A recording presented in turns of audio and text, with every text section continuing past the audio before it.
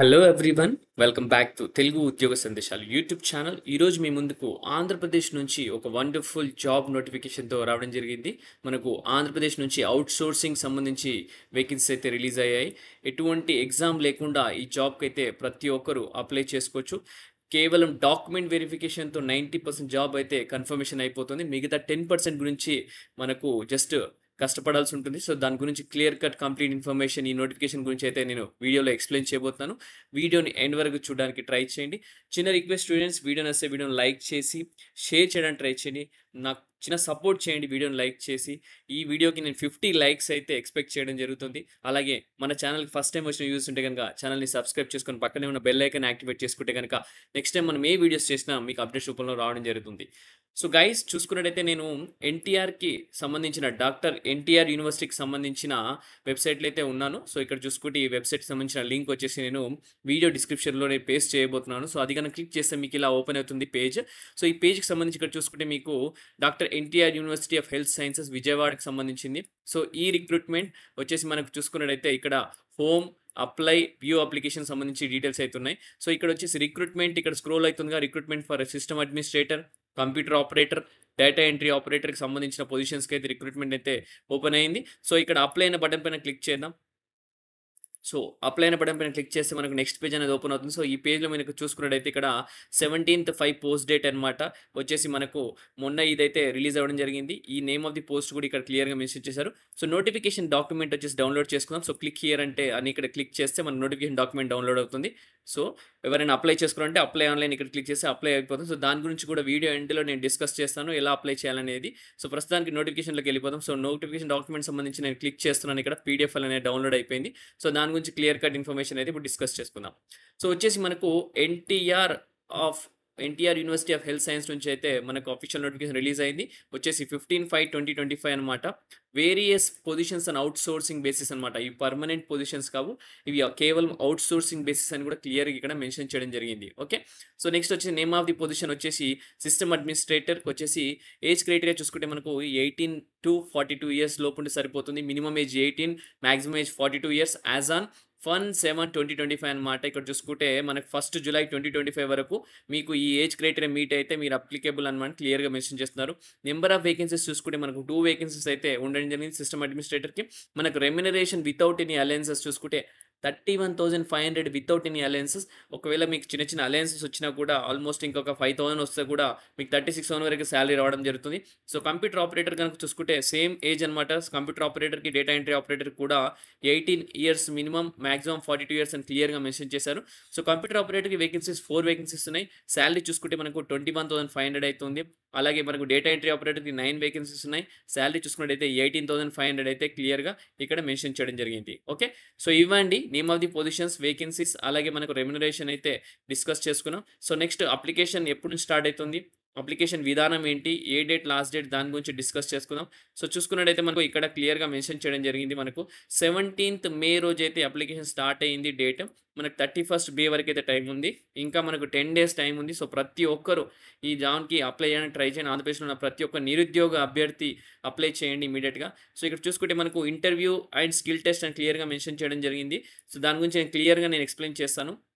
మనకు document verification అయిపోయిన తర్వాత ఎలిజిబిలిటీ క్యాండిడేట్స్కి ఇంటర్వ్యూ అలాగే స్కిల్ టెస్ట్ పెట్టడం జరుగుతుంది. సో దాని గురించి నేను క్లియర్గా ఎక్స్ప్లెయిన్ చేస్తాను.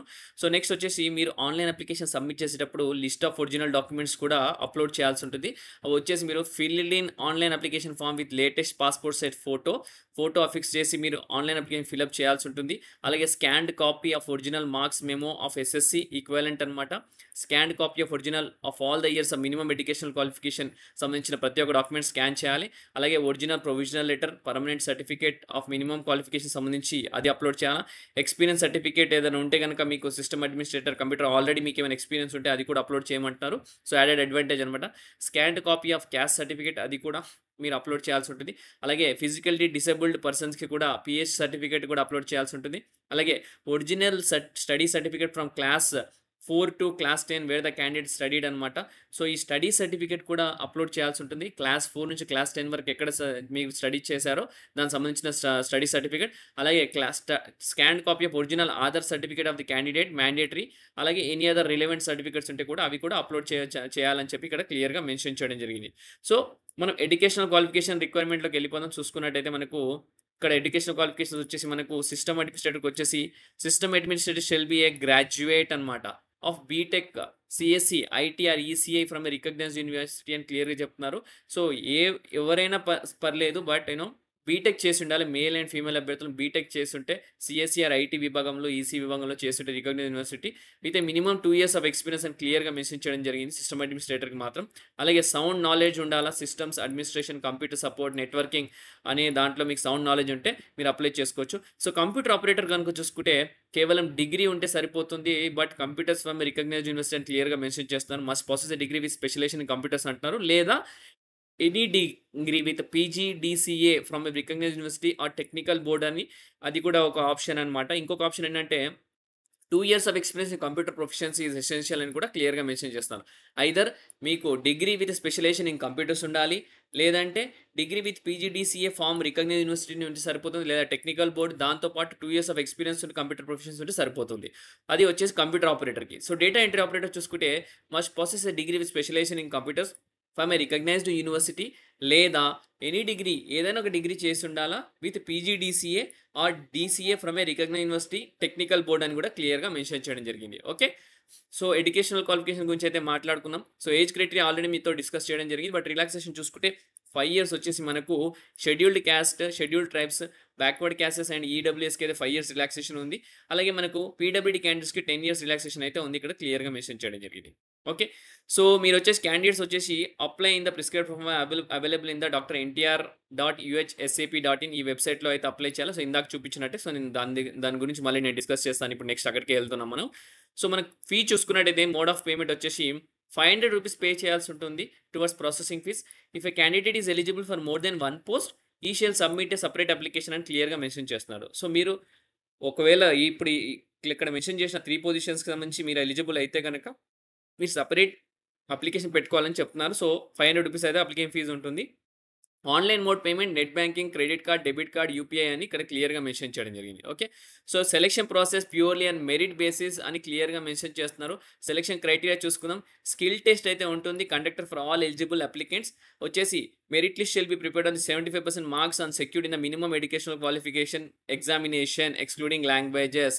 అంటే ఒకవేళ డిగ్రీ చేసిన అభ్యర్థులు డిగ్రీలో ఎవరికైతే మార్క్స్ వచ్చాయో అది 75% వెయిటేజ్ తీసుకోవడం జరుగుతుంది. బీటెక్ ఎవరైతే పూర్తి చేశారో బీటెక్ మార్క్స్‌లో 75% వెయిటేజ్ తీసుకోవడం జరుగుతుంది. దాని తర్వాత 25% మార్క్స్ వచ్చేసి secured in the skill test for determining the merit అనమాట. సో, స్కిల్ టెస్ట్ అనేది పెట్టబోతున్నారు. సో, దానికి 25% వెయిటేజ్ వచ్చేసి 75% వెయిటేజ్ వచ్చేసి మీ బీటెక్ కానీ మీ డిగ్రీకి సంబంధించిన మార్క్స్ వెయిటేజ్ అనమాట. Okay. So, provisional merit list కూడా ఇక్కడ క్లియర్‌గా యూనివర్సిటీ వెబ్‌సైట్‌లోనే ఇక్కడ dr.ntr.uhsap దాంట్లోనే మీకు డిస్‌ప్లే చేయడం జరుగుతుంది. ఎక్కడ డిస్‌ప్లే అయితే చేయరని క్లియర్‌గా మెన్షన్ చేస్తున్నారు. Okay. So, condition on appointment వచ్చేసి ఇది ఔట్‌సోర్సింగ్ బేసిసే. ఆల్రెడీ మీకు చెప్పడం జరిగింది. ఔట్‌సోర్సింగ్ బేసిస్ అని కూడా ఆల్రెడీ స్టార్టింగ్ ఆఫ్ ది వీడియో‌లోనే. సో, రెమ్యునరేషన్ గురించి కూడా ఆల్రెడీ డిస్కస్ చేసుకుందాం. సో, ఇప్పుడు క్లియర్‌గా మనం ఏం చేద్దామంటే ఎలా అప్లై చేయాలి ఏందనే దాని గురించి చూసుకుందాం ఒకసారి. ఇక్కడ అప్లై ఆన్‌లైన్ అని ఉంది కదా! సో, ఈ బటన్ పైన క్లిక్ చేస్తే మీరు నెక్స్ట్ పేజ్‌కి ఇలా తీసుకెళ్తుంది. సో, అప్లై ఆన్‌లైన్ దగ్గర తీసుకెళ్ళిన తర్వాత ఇలా పేజ్ అనేది ఓపెన్ అవుతుంది. క్లిక్ చేస్తే మీరు అప్లికేషన్ ఫర్ ఏ అప్లికేషన్‌కి సబ్మిట్ చేస్తున్నారు. System administrator, computer operator, data entry operator. So, ఇక్కడ నెక్స్ట్ వచ్చేసి name of the applicant in block letters అంటే క్యాపిటల్ లెటర్స్. సో, మీ ఫుల్ నేమ్ మొత్తం ఇక్కడ రాయాల్సి ఉంటుంది. సో, కేటగిరీ ఏదో మీరు సెలెక్ట్ చేసుకోండి. ఓసీ అయితే ఓసీ, లేదా BCA, BCB, sub category SC, ST. So, ఈ కేటగిరీస్ కూడా సెలెక్ట్ చేసుకోండి. సో, జెండర్ మేలా, ఫీమేలా. దాంతో పాటు డేట్ ఆఫ్ బర్త్ సెలెక్ట్ చేసుకోండి. డేట్ ఆఫ్ బర్త్ ఏదైనా డేట్ ఆఫ్ బర్త్ సెలెక్ట్ చేసుకోండి. ఫాదర్స్ నేమ్, ఫుల్ నేమ్ రాయండి. అలాగే మ్యారిటల్ స్టేటస్ మ్యారీడ్ అయితే మ్యారీడ్, అన్‌మ్యారీడ్ అయితే నో. సో, హస్బెండ్స్ నేమ్ కూడా ఇఫ్ మ్యారీడ్ అయితే, అలాగే కాంటాక్ట్ నెంబర్, దాంతో పాటు ఈమెయిల్ అడ్రెస్ ఇక్కడ క్లియర్‌గా మెన్షన్ చేయడం జరిగింది. ఈమెయిల్ అడ్రెస్ ఇవ్వండి. సో, కాంటాక్ట్ నెంబర్ ఇవి 2 పర్ఫెక్ట్ ఇవ్వాలి. ఎందుకంటే కమ్యూనికేషన్ దాని ద్వారానే రావడం జరిగింది. Indian nationality, address for communication, present ఉంటున్న మీ అడ్రెస్ ఇవ్వండి కమ్యూనికేషన్ కోసం. సో, అలాగే ఆధార్ నెంబర్ ఇవ్వండి. Special category PH, HH, VH. So, దానికి సంబంధించి మీకు సర్టిఫికేట్ ఉంటే అది ఇవ్వండి. ఓకే. సో నెక్స్ట్ వచ్చేసి percentage of marks in degree minimum educational qualification degree కాబట్టి so name of the degree course, university, maximum marks, marks obtained, percentage, year of passing, divisions. So ఇవన్నీ మీరు పూర్తిగా ఫిల్అప్ చేయాల్సి ఉంటుంది. ఓకే.